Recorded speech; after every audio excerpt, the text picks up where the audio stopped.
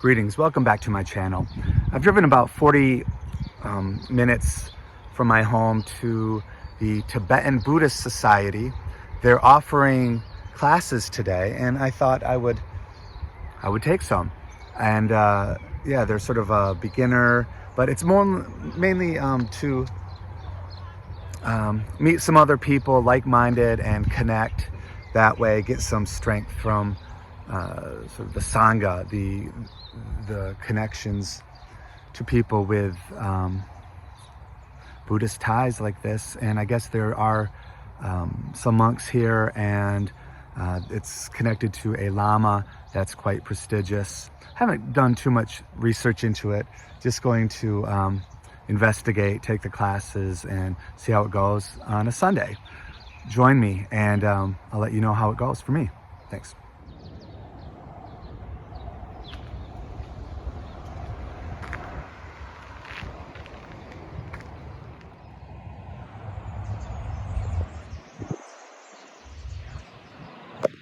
The second Buddha, His Holiness Tenzin Gyatso, the 14th Dalai Lama of Tibet, performed a blessing ceremony for this traditional Tibetan temple and holy Buddha statue at the Tibetan Buddhist Society on 23rd May 2002. Interesting.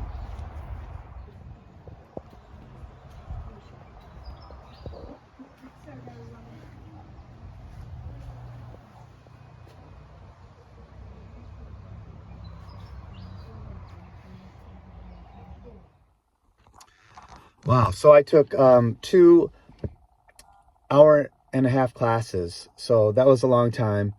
A lot of meditation and just going over some basics, reinforcing some foundations. But what was really exciting was I spoke with a Buddhist nun about empowerments. And empowerments can only be given from a Lama, and it's basically gives you the ability to properly connect to a tantric deity for super accelerated enlightenment. It can really help with that. So I meet some of the qualifications to do it, and one of these is on my birthday.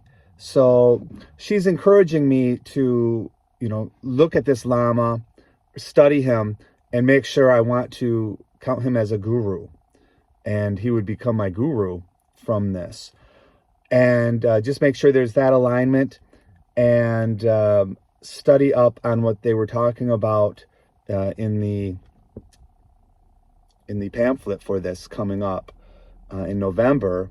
And they can deny you, and you might not get through, but she encouraged that I go for it, and to mention her that she encouraged me. So that might be, it's full on.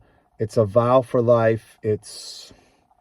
All this stuff is very serious and has ramifications to your karma until you're dead, and even beyond death. So, it's something I'm looking at, and I really enjoyed the monastery here, the temple. I got a lot to think about, so I'll continue this video later, probably. Thanks. Yeah, so it's the next day here. I've had more time to think and reflect. So you're not allowed to videotape anywhere inside the shrine, the temple, not even the bookshop. So there's that. In the bookshop, I did purchase Path to Enlightenment in Tibetan Buddhism.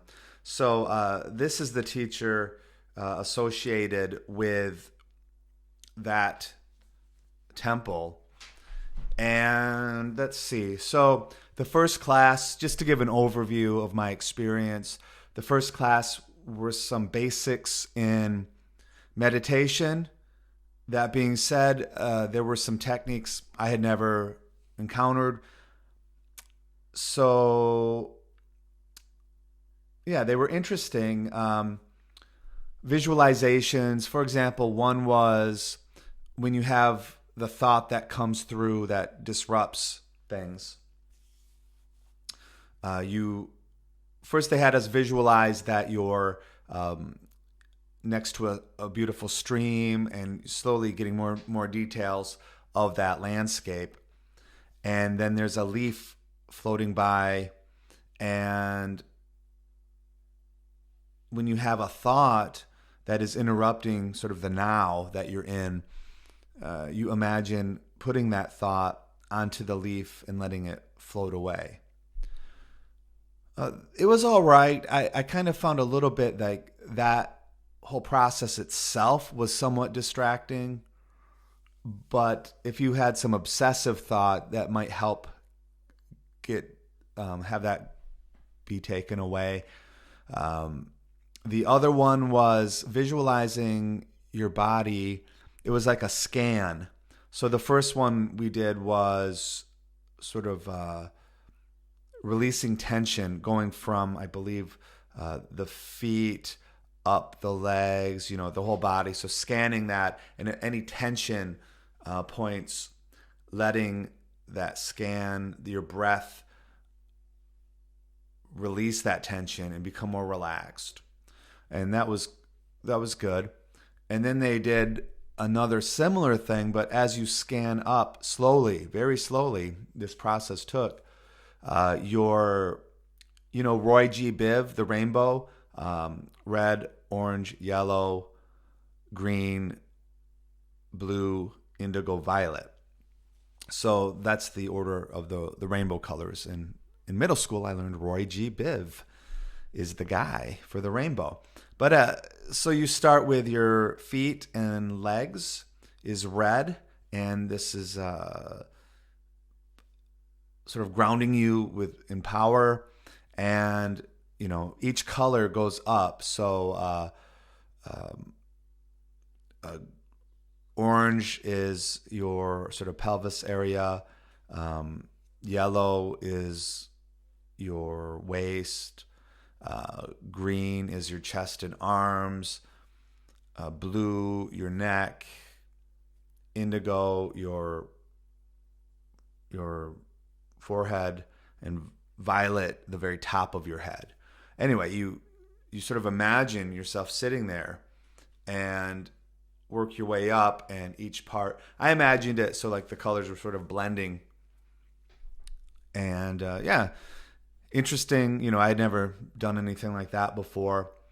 So that was the first class, was more about that. And then she gave a lecture on a book written, I think, in around 2015, if memory serves, a book by the Dalai Lama and Bishop Tutu. They collaborated, and it was basics of the problems that what people focus on in this world of samsara, in this world of empire, and basically wealth, power, prestige, all of that. And then they had 8 counterpoints of what you really should be focusing on, just as reminders. And in the end, she kind of mentioned how, now she's, I think, just sort of high-level layperson, with some pretty good experience, but not I don't think, official yogi or anything like that, just helping with this class was my impression. Forgive me if I'm wrong. And but she did end with some wisdom that hit hard, that I was like, yeah, we've got to keep that in focus, because what she said was how the Dalai Lama, regardless of your religion, regardless of your beliefs, maybe you're even an atheist or whatever, the most important thing is to have true, genuine compassion for everyone, for strangers, criminals, enemies. And, a love that doesn't come out of any selfishness. And Jesus taught this. other spiritual leaders, of course. So regardless of you're a Buddhist, call yourself a left-hand path black magician, it doesn't matter. In the end, if you don't have that compassion, the world's just going to suck, isn't it? That is why the world sucks so bad right now. If we all just could have that be our focus and our real goal, and that can go to the politicians and on, regardless, Christian, Buddhist, Muslim, Hindu, atheist, it doesn't matter. So that, we've got to keep that in mind. And, that reminds me also, it's like I'm looking, I've taken the Buddhist vows in this Tibetan school of Buddhism. And just let's go with that. I'm talking to myself. And yeah, you can look at other things. It doesn't matter, but you don't need a label. And that's some insight I also learned, after my dog died. We had her for 11 years. She was a big part of the family.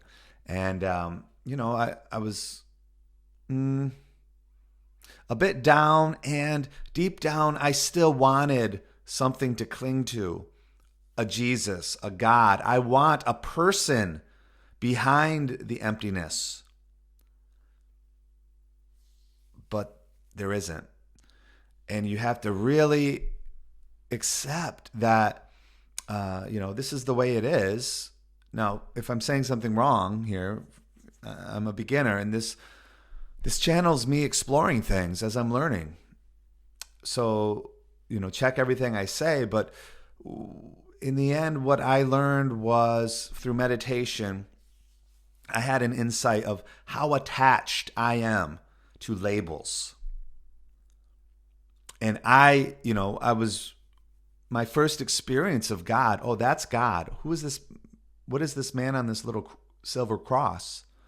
Oh, that's God. I was told that when I'm and I remember it when I'm 2.5, 3 years old. And I remember playing with it like an action figure along with my Star Wars figures. I remember opening children's Bible and seeing the devil tempting Jesus. And I'm like, whoa, look at that. And having, fear. And remember, most of you won't remember, Joker's Wild was a TV show, and the guys would pull a lever and cards would come up. And instead of a Joker, they had this devil. I remember that, and I connected it when I'd go shopping with my mother, grocery shopping. We had deviled ham, and there's a devil on there.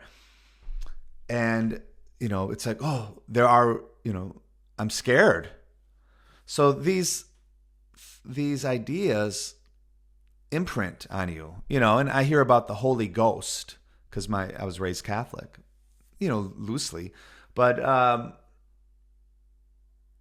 I'm picturing a ghost that's hovering over you, battling these demons, these devils. I'm 3 years old, 4 years old at this point. So what I'm saying is these labels, if you're introduced to them as part of your first symbolic order, part of your consciousness, and then as you're growing, excuse me, and maybe moving away from Christianity, those labels are going to attach to you, and they might impede your initiation. They might impede your development toward a truth. And the truth is, for me, even when I was exploring radical Christianity or God or sort of Gnosticism, my idea of God, unquote, was basically emptiness. What's it called? A negative theology. Anything you say God is, he's not. it's so beyond our comprehension, so beyond our categories. To even say he exists is wrong. Yes, he exists, but not in any way that you or I can understand existence. And what always got me was it's almost like it might as well be nothingness or emptiness from the Buddhist point of view. So emptiness would be basically that, beyond labels, outside of the things are defined by duality, black and white, good and bad.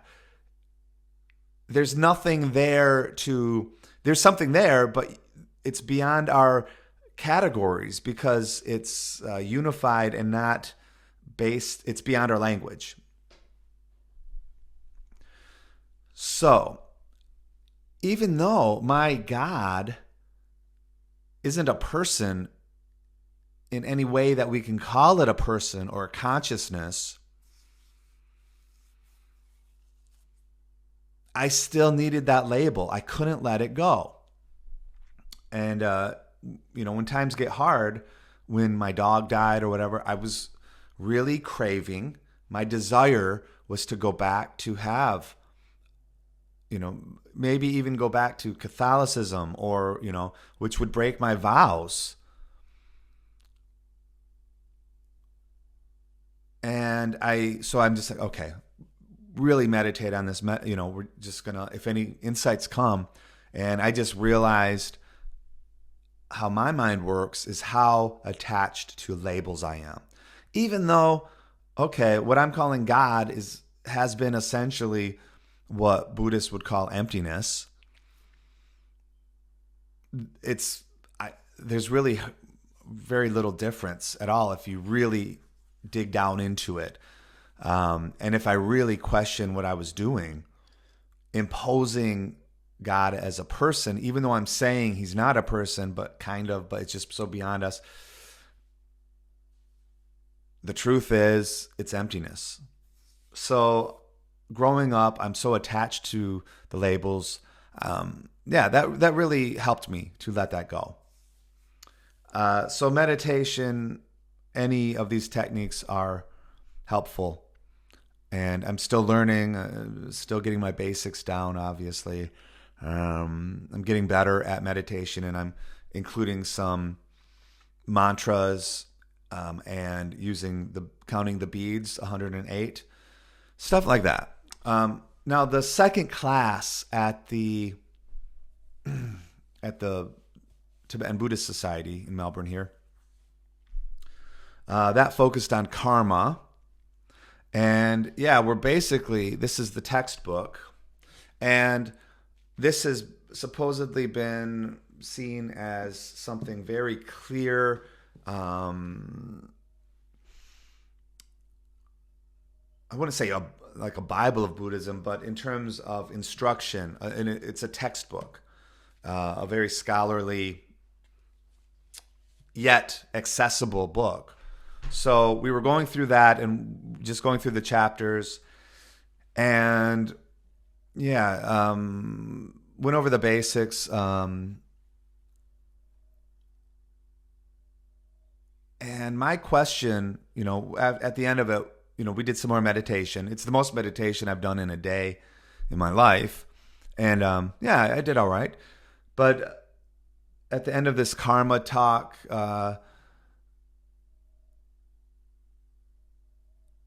what I learned was, you have to be careful with your words. So we want to, with karma, avoid any judgmental, like, he deserved that because he did this. That's why he's like that. He's going, he's going to hell and because he deserves it. And that goes back to sort of our Judeo-Christian upbringings. But the truth is, we've all been, because in Buddhism, we believe in millions of rebirths, billions. It's uncountable. You've been to hell, most likely, and so have I, many times in this worldview. So it's not like, and what the Buddhists tell is you get your karma purified. It's not pleasant, obviously, and it can take thousands of years or more, but at least there is potentially a way out through rebirth. And there's a story of the Buddha, one of his first lives, he ended up in a hell realm, and he's pulling a sled with a demon on it, whipping him and this other dude. And the guy was falling down and being crushed. And the Buddha said, "No, just let me do it. I'll pull it. You rest." And the demon became enraged and bashed his head in with a huge hammer or something. And he had a positive birth.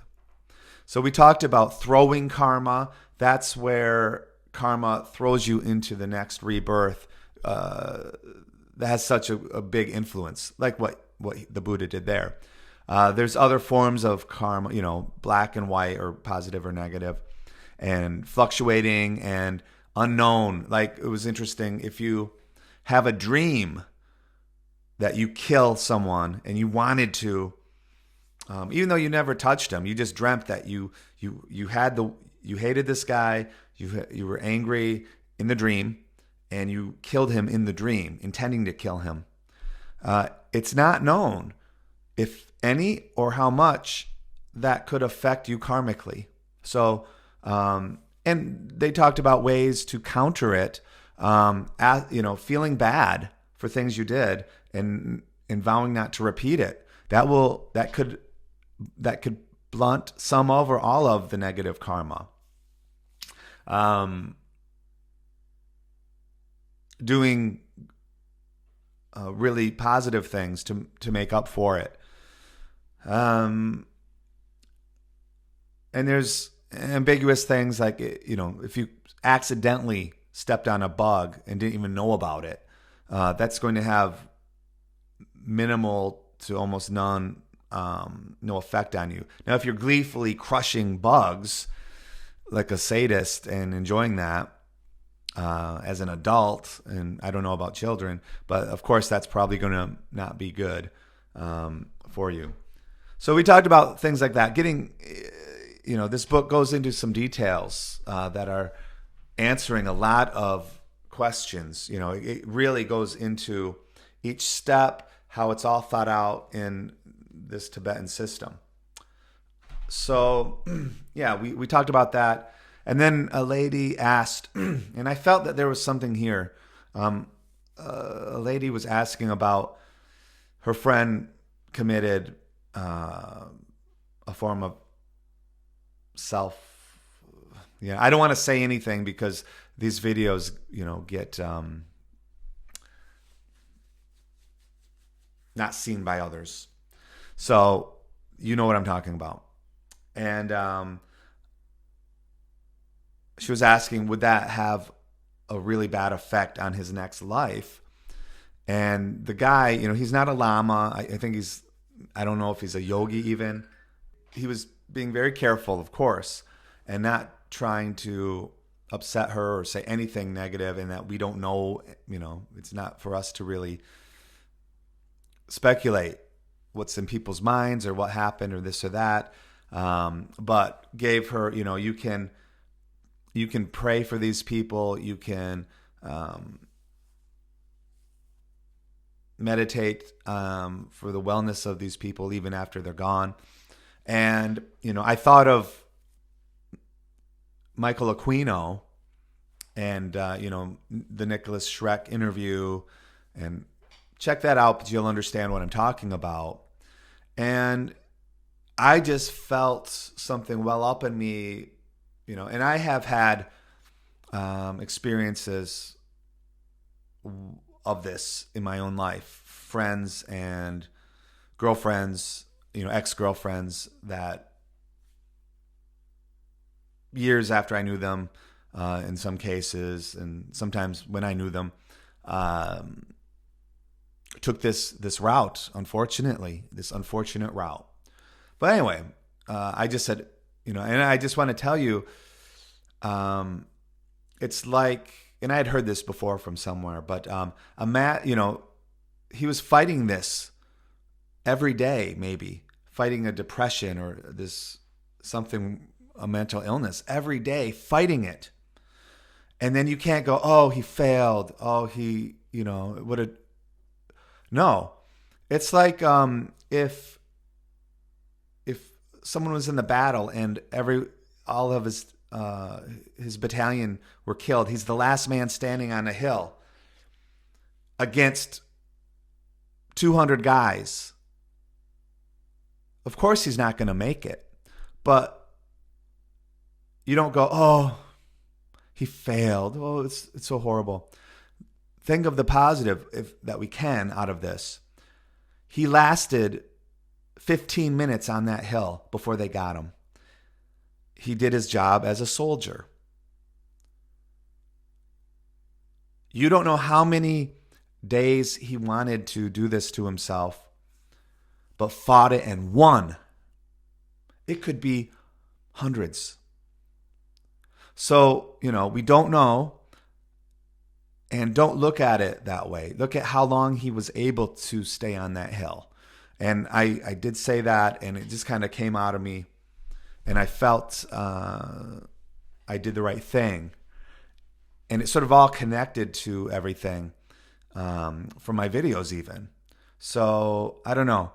I felt I did something out of compassion, and I'm sharing that now for you to get that message if you are in that situation where you've heard where you've lost someone or came close to. Help them fight if they're still here, and if they're not, remember you don't know how brave or how strong they really were. So anyway, that's what happened with that. Now, between these classes, something really interesting happened. So, or at least to me, I don't know about you guys. I saw this flyer, and this is Kyabje Achara Zesep Tulku Rinpoche, which is their main lama connected to this. Now, I guess connected to one of the main lamas connected to the Tibetan Buddhist Society, and he lives in Canada. He's very good with East meets West, and he's quite academic, and is like, use the Western intellect to help you toward compassion. So it's not about becoming Asian or that mindset. He seems good at that, and I'm obviously Western, and I have a strong academic background. So I was like, okay, what this is, and what really caught me, November 1st and November 3rd. November 3rd is my birthday. I'll be 51. So what they are tantric empowerments. So there's two of them. There's two deities, and there's a certain way to use a meditative visualization where I think it's called generative meditation. You generate the image. It's basically you imagine yourself as one of these Tibetan deities, and that empowers you to be a bit more like them. And I guess it vastly accelerates your initiation toward enlightenment. Well, yeah, I want that. I'm 51. I'll be 51 soon. And, I'm not rushing, but I want to go forward as much as I can, learn as much as I can. You never know what's going to happen in life, right? So the problem is they have some prerequisites. And one of them is they've got a sort of a specific basic foundational learning thing. Now, I've just been working with Nikolas Schreck over the last 10 months or so on Buddhism, maybe even shy of that a little bit. But I've been working consistently with him, and I've already taken the Bodhisattva vow, which is also a requirement. So I'm having questions, and I see this nun, and they say, "Oh, she'll be able to answer these." So we have a good, half-hour conversation about where I'm coming from, my interests, and she suggested that I do some research on him, which I've done, and to ask one of the administrators, the heads of it, if I can attend, even though I might not meet specifically all of their requirements. So I looked him up, and yeah, as I said, it looks like a good possible match. Now, he would become my guru.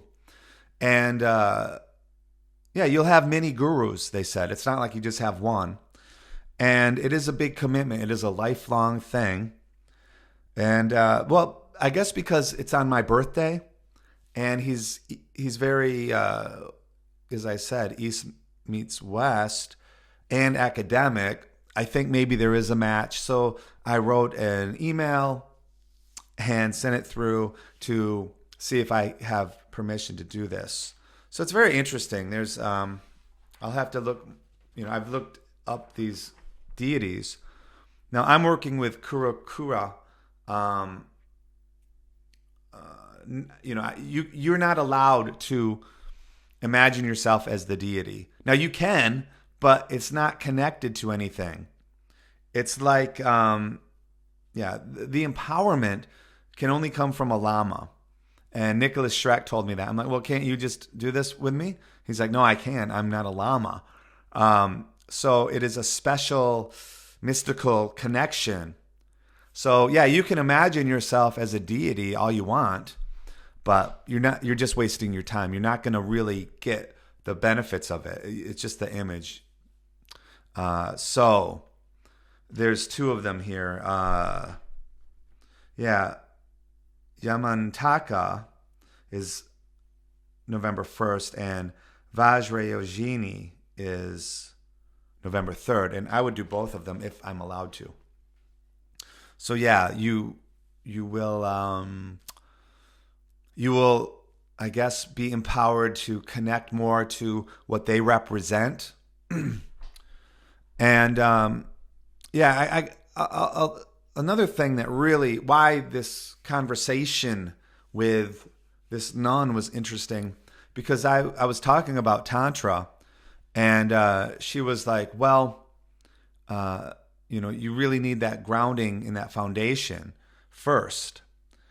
And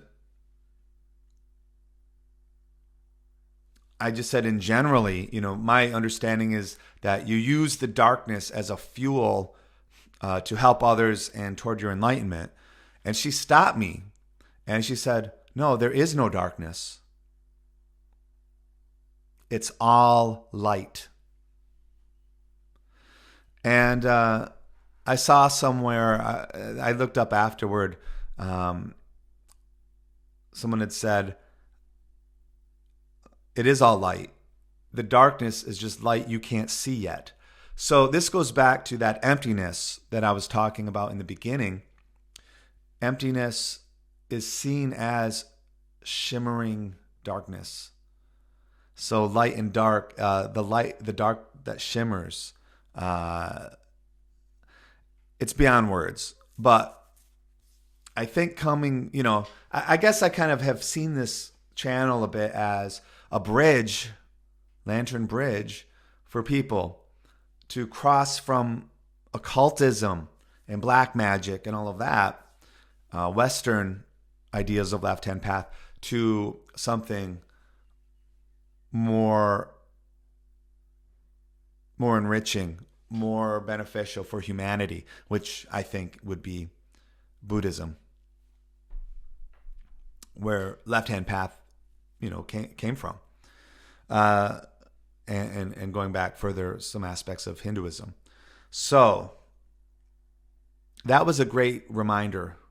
And I share that with you, and I made a short about it. Here it is. So yeah, there is no darkness. I'm like, well, these wrathful deities, it's like they could shock you into, she's like, well, and Nikolas Schreck had mentioned this.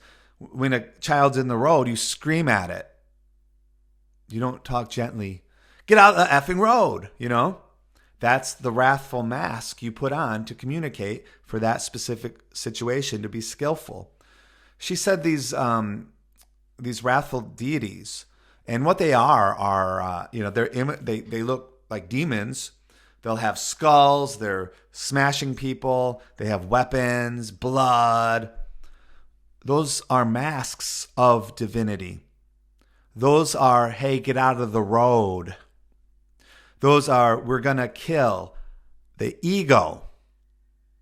And part of the reason that these tantric aspects and the sexual aspects of Tantra are hidden is because they can really be misused. And if you are not psychologically strong enough, if you're, depressed or have mental illness and you start going into these darker images without guidance, without that proper foundation, it can cause a lot of harm.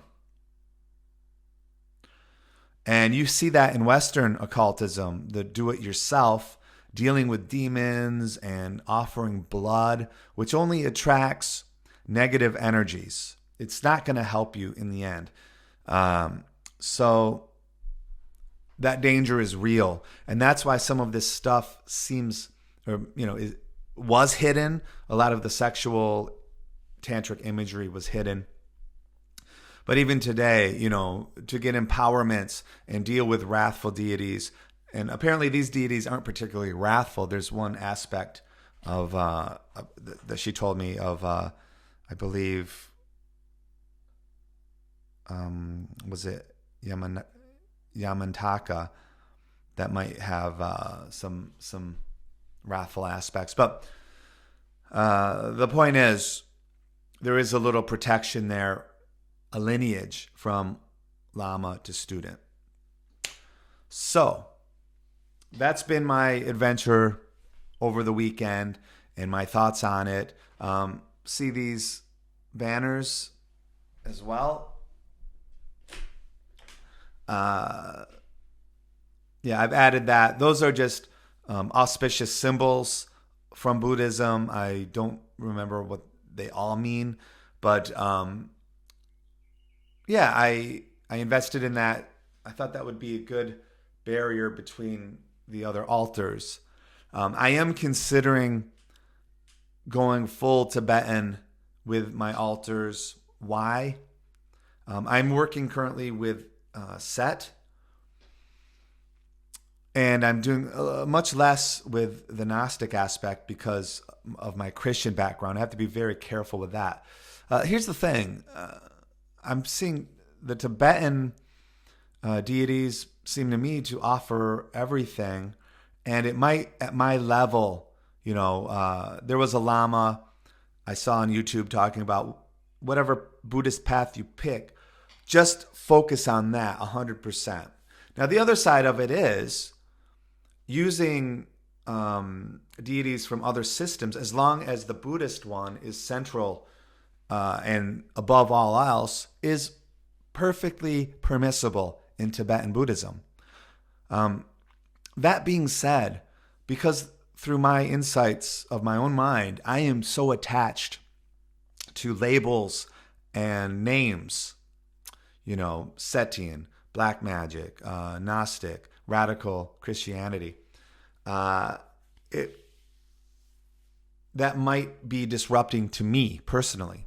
So I'm doing some work I'm binding someone who has caused a lot of harm in the using magic and fraud. So that will finish up on Halloween, of course. So I am strongly considering maybe shifting that red altar to maybe like a red Buddha, or I think so. Probably, like, what do I mean red? Like red Tara or something like that, and maybe having this be a green Buddha for healing. And it might just be, I've got to move away. I've done my battles with occultists, Western occultists, I did feel a responsibility to speak out, to fight one-on-one, what I see as super dangerous, harmful, could lead to more murders, which some of these people have already, in my opinion, helped contribute. Not fully responsible, but did some of the people I've dealt with help contribute to the madness that resulted in murder? I do believe that. Because of my background in black magic, the Temple of Set, my explorations in chaos magic, and all of that in Crowley, I just have experience and knowledge where I'm like, I know this is wrong now, and I've got to speak out. I have been cursed, death curses, and my identity attempted to be stolen by these so-called high-level cult leaders, basically. And I knew that was coming. I've had a lot of negative energy thrown at me. So, yeah, I welcomed it. And anybody they cursed, I asked to take it and burn it, basically, in my altar. All their negative crap to harm people. And there's a time for that. And I think I've done that, and the videos remain up, and they're a resource, and people have contacted me. Many people have thanked me. People have asked for advice, and people have shown me how they were ripped off, and this black magic didn't work for them, even though they paid thousands of dollars. So what am I saying all this? As I go deeper into Tibetan Buddhism, I'm letting the connections to the Western occult side, I feel it's time to start letting that fade away and just focus on, for me, the Buddhism, which is an ocean. I mean, think about it. Buddhism is older than Christianity. I don't know if it's older than Judaism, but it starts getting like, where are the roots? Hinduism, where Buddhism comes from, is older than Judaism. So these roots, we're talking, there's, I don't know how many hundreds of lifetimes it would take to even understand half of Buddhism at that, just the foundational level. So, there's always something there to learn. There's, thousands of methods, views. But I'm just going to finish this all up by taking it all back to none of that really matters unless you are focused on compassion, real love, beyond self for others. So I'll leave on that. Thanks for coming along to the monastery, and I hope it inspires you to look into Buddhism, to look at enlightenment, or at the very minimum, hey, can I do one thing? Can I try to, this week, have compassion for everyone, have true love for everyone? Can I do it for one day? It's not easy. It's not easy. But I'll leave you with that message. Any questions, any help you need, I will try to, email me and we can set something up. Please like, subscribe, and I'll see you next time, and keep you posted on if I'm granted permission to attend these empowerments. I might not be, but I think I'm just trying, and we'll see how it goes. Wish me luck. Greetings. It is now Thursday, October 16th, 2025. So Sunday, I went to the Buddhist temple. Now Monday, I spoke with one of the representatives there. There is an empowerment, and I've mentioned this, and I spoke at length with this representative of the Melbourne Tibetan Buddhist Society, and I was, due to my background in training with Nikolas Schreck, allowed to participate in this empowerment, which includes you would be connected for life to a guru, and this is a Canadian guru, Tulku Rinpoche from Canada, and the reason I thought there might be a good connection is he's quite academic, and he's very into East meets West, as I've mentioned. So it's a big step. It's very, very serious, lifelong, and important. But at the same time, the empowerment will really accelerate your development as a Buddhist. So my teacher is Nikolas Schreck. He's not a Lama. He's a yogi. So he's not connected to a monastery. He's connected to Lamas and has permission to teach. And he's been doing this for 20 to 30 years, meditating even longer. And I became a Buddhist. I took the vows through him and have done other rituals and things. But I let him know what I was doing with, going for this empowerment. And he looked up the Lama, Tulku Rinpoche, and there is a Buddhist controversy I never heard of, the Dorje Shugden controversy.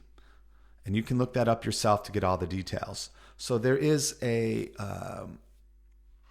deity, I believe it's this Dorje Shugden, connected to the school that this Lama from Canada is connected to, Gelug.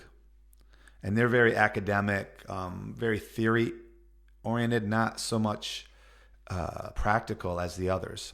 But anyway, the controversy is there is this deity, and they were really, this school in particular were really into it, Dorje Shugden. And it's, according to the Dalai Lama, he used to practice it as well, but he stopped in the late 70s, I think, because there is controversies with this deity. It started to become where a cult-like, according to the Dalai Lama, where this god was almost becoming more important than the Buddha itself. And at this time, while they're in exile in Tibet, in Nepal, or where are they? India. This controversy is creating schisms and almost like cult behavior with some of these groups. Also, if you go back further in the past, this deity was seen as a force against the Dalai Lama and this lineage, apparently.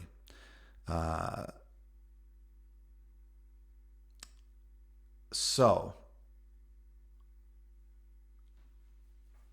Nikolas Schreck gave me some warnings, and he's going to investigate this further, because he's like, do you really want, if this Lama, Tulku Rinpoche, has been, some of his words have been praised on this splinter group of Buddhism.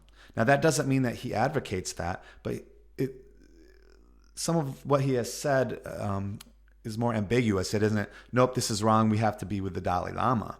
It's, things have gotten too political. So Nicholas is going to do some investigations and ask around in his circles. In the meantime, I've called back the representative. Well, I emailed her and let her know about all this, just up front. What is this issue with this Lama? What's your stance as an organization to the Dorje Shugden controversy? Now, at the same time, I'm stepping back, and Nicholas has warned me about temples, and especially in the West, and shrines and all of this, groups. It doesn't, what's unfortunate, it's just human nature. When you have a group, there's these controversies that come up, these schisms, these, battles.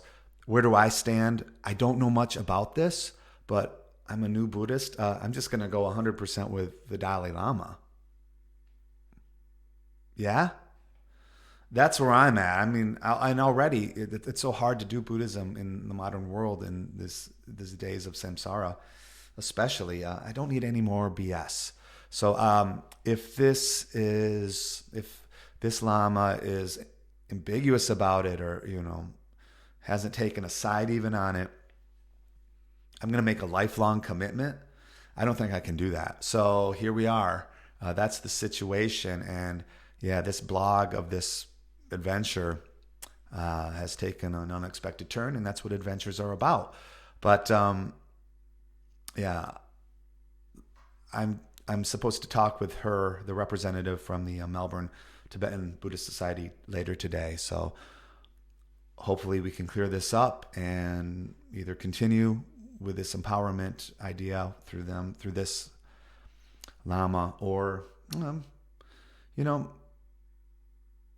step back and take more time. See how it goes.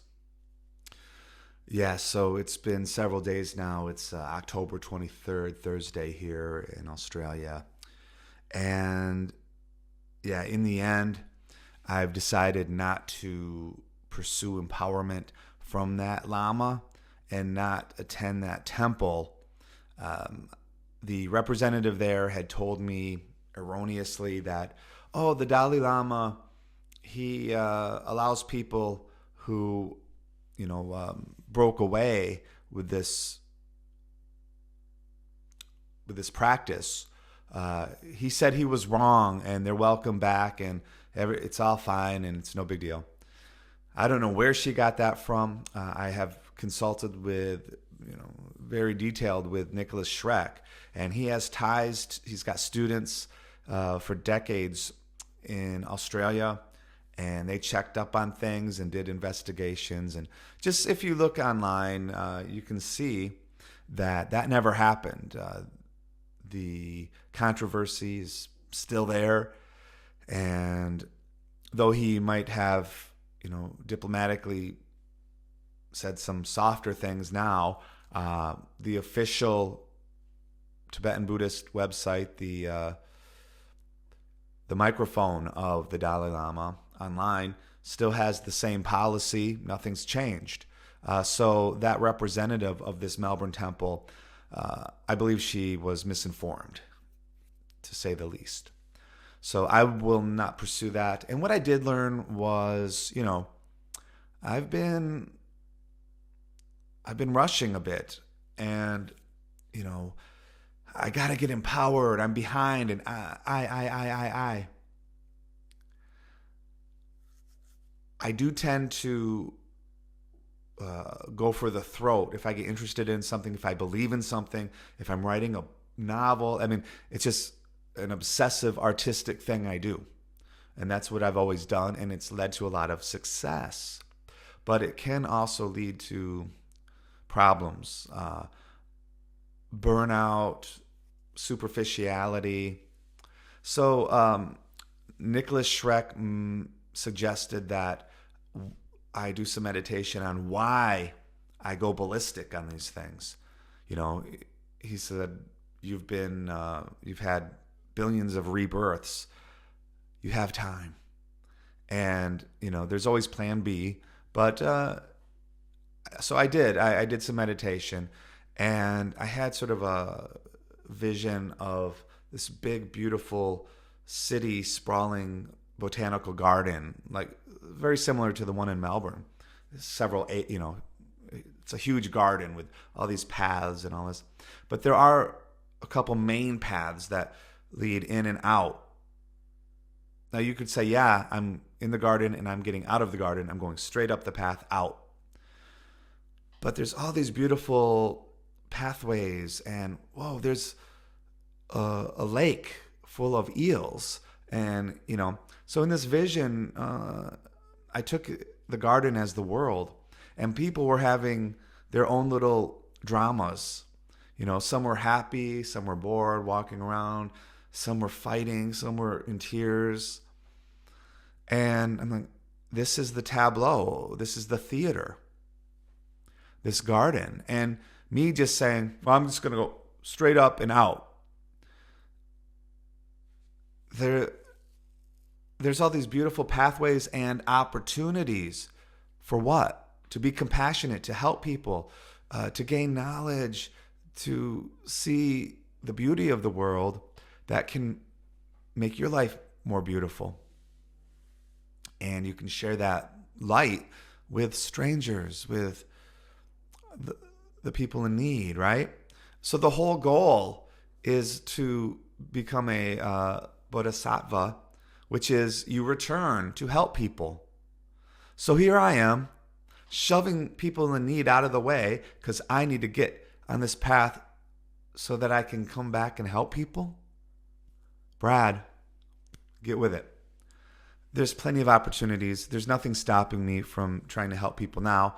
And in some small way, I'm hoping these videos on this channel do more help than harm. I'm not perfect. I've made lots of mistakes. I'm just sharing them. So take everything with a grain. But this has been a long video, but it's been a journey. It's been honest. And what I'm going to do is slow down and build more of a foundation. I've not been an official Buddhist long. And, this empowerment was on my birthday. I took that as a sign. But when you get an empowerment from a Lama, he's your guru for life. Nikolas Schreck was like, I've never heard of this. I know you're in Australia and it's rare that they come, but you can meet them online for, work with them for 2 years. Then decide when you're in person and if there's a connection. He mentioned that, he met lamas that were very advanced, very high level. He could have picked them as gurus, but there was no, they didn't really jive together. And he finally found the right lama for him. Might not be as prestigious, as high, as wonderful as he is, but it was more important to have that connection. So I need to slow way down. My advice from all of this is I hope you get interested in Buddhism. Any aspect, even just you can be a Christian or an atheist and you can learn the meditation, which will help you know yourself and the world a little bit better maybe. Give it a go. Or maybe it just inspires you to pursue a path that has the idea of being compassionate and loving the stranger. That would be fine too. But, maybe it's just, look at this fool wandering around, making all these mistakes. Whatever it is that can help you, I hope that that can give you some entertainment at least, and a little bit of thought that, hey, what am I rushing into in my life? Maybe it's not religion. Maybe it's switching jobs or, be careful. Don't rush. Even if you are passionate about doing something good, don't be running over people to accomplish it. And don't miss out. This garden, there's all these different pathways and dramas, and people were having different reactions. And yeah, you can just run right out, or you can, maybe a side path is your path for a while. And you can't maybe get out of the garden until you had gone down that path and encountered what you needed to at that point. So go with the flow. Don't be, even though you're excited, you've got a new path, you've learned some truths, slow down. And I'm talking to myself, so if that inspires you in any way, I hope this video can just help you to remember, there's no rush. And don't connect to something that might be shaky if it's going to be a connection that is strong and lifelong. And maybe even, in the Buddhist sense, multiple lives long. So there are 2 other temples that Nikolas has approved at this point, saying, he sees no problems with these. I will investigate those, and that will be some more videos, I guess. But yeah, this has been an unusual one, and I appreciate if you've watched it. Leave a comment, a like. Let me know what you think. Let me know when you've rushed into something maybe and had to pull back and see the wisdom in taking things a little bit slower, even though there's an urgency inside of you. Out of pure compassion for you, I will end this video now. Thanks for watching. Like, subscribe, all of that. See you on the other side of the Lantern Bridge.